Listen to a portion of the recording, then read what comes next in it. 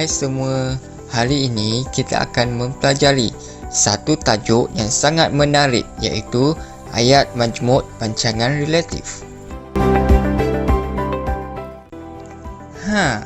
Sebelum itu, mari kita lihat apa yang kamu semua akan dapat setelah menonton video ini. Kamu semua akan dapat menyatakan maksud ayat majmuk pancangan relatif dan kamu juga akan dapat mengenal pasti jenis ayat majmuk pancangan relatif. Apa itu ayat majmuk pancangan relatif? Menurut Nik Safiah Karim, ayat majmuk pancangan ialah ayat yang terdiri daripada satu ayat induk dan satu atau beberapa ayat kecil yang dipancankan atau menjadi sebahagian daripada ayat induk itu. Maka, ayat relatif ialah ayat yang menggunakan kata hubung yang. Mari kita lihat contoh ayat majmuk pancangan relatif. Sebahagian besar pendapatan yang akan diperoleh itu adalah daripada sewaan. Di sini dapat dilihat bahawa kata yang berfungsi menghubungkan subjek ayat, iaitu sebahagian besar pendapatan, dengan klausa peluasnya, iaitu akan diperoleh itu. Sebelum kita mempelajari lebih lanjut tentang kata majmuk pancangan relatif, mari kita tonton video ini terlebih dahulu. Ini bukan cobaan, Mak. Ini betul-betul kejadian. Cobaan. Cobaan kepala otak kau. Cobaan. Tengok tu budak-budak tu. Bang Api, Mam. Dengar sini. Anak aku, si Ros, yang korang gila-gilakan tu, dah dibawa lari orang. Oh, jadi ini bukan cobaan. Bukan. Ini betul-betul. Kenapa tak cakap dari tadi? Lekat. Dalam babak tersebut, terdapatnya penggunaan ayat majmuk pancangan relatif, iaitu anak aku si Ros dan korang gila-gilakan itu dah dibawa lari orang. Ini merupakan ayat majmuk pancangan relatif yang mana terdiri daripada dua ayat, iaitu ayat yang pertama, anak aku si Ros, korang gila-gilakan itu, dan ayat yang kedua, anak aku si Ros itu dah dibawa lari orang. Dapat disimpulkan bahawa subjek asal bagi kedua-dua ayat, iaitu anak aku si Ros, telah mengalami perluasan kepada anak aku si Ros dan korang gila-gilakan itu dah dibawa lari orang. Assalamualaikum dan hai semua. Baiklah, pada bahagian ini adalah tentang contoh-contoh ayat majmuk pancangan relatif.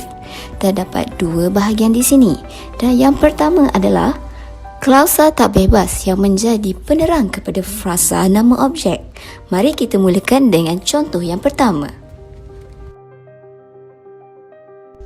Baiklah semua, untuk contoh yang pertama, kita boleh lihat ayat tersebut ialah baginda juga dikatakan mempunyai seekor kucing yang mempunyai tanduk kecil.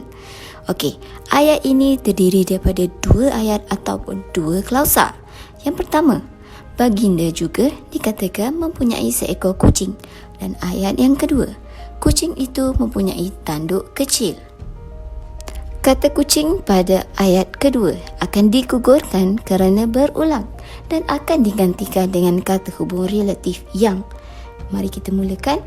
Frasa yang mempunyai tanduk kecil ialah klausa tak bebas yang telah menjadi penerang kepada frasa nama objek, iaitu kucing yang terdapat pada predikat.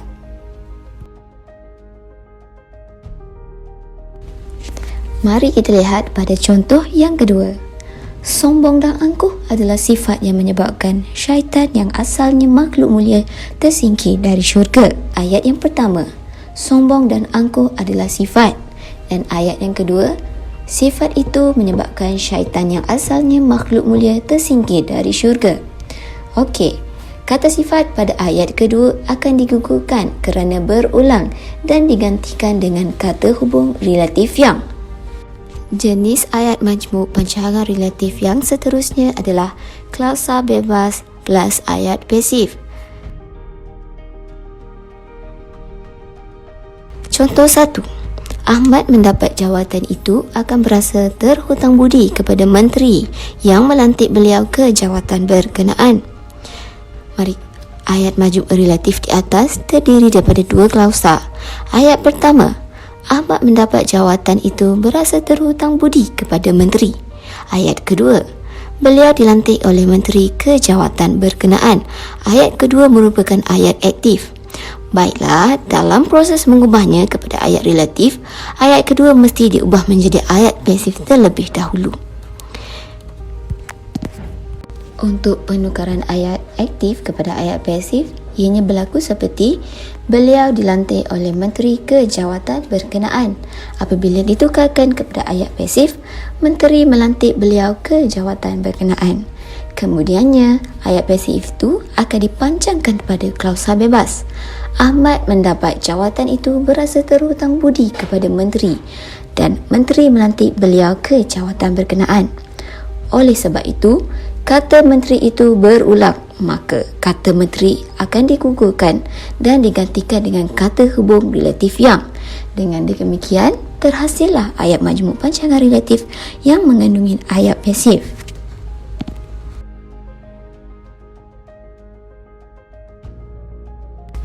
Contoh yang terakhir, mari kita lihat. Keunikan spesies ini ialah warna biru yang terdapat pada ekornya. Ayat pertama, keunikan spesies ini ialah warna biru. Ayat kedua, terdapat warna biru pada ekornya. Di sini berlakunya proses mengubah ayat aktif kepada ayat pasif yang berlaku hanya pada ayat yang kedua. Baiklah, mari kita lihat pada skrin. Ayat aktif terdapat warna biru pada ekornya. Ayat pasif, warna biru terdapat pada ekornya. Jadi, apabila bertukar kepada ayat yang sebenar, keunikan spesies ini ialah warna biru plus warna biru terdapat pada ekornya. Oleh itu, warna biru akan digugurkan pada ayat kedua dan akan digantikan dengan yang.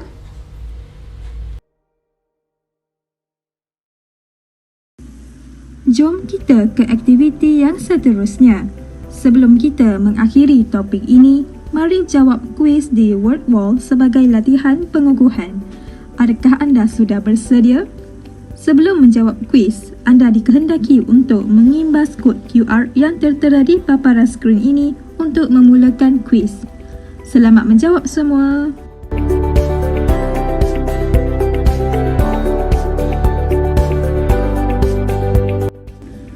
Secara keseluruhannya, ayat majmuk pancangan relatif berfungsi sebagai ayat yang menggunakan kata hubung relatif yang.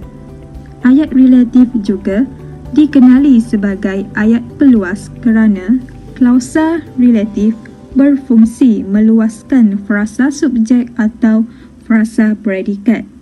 Klausa relatif ini akan menjadi klausa tak bebas yang menerangkan klausa bebas.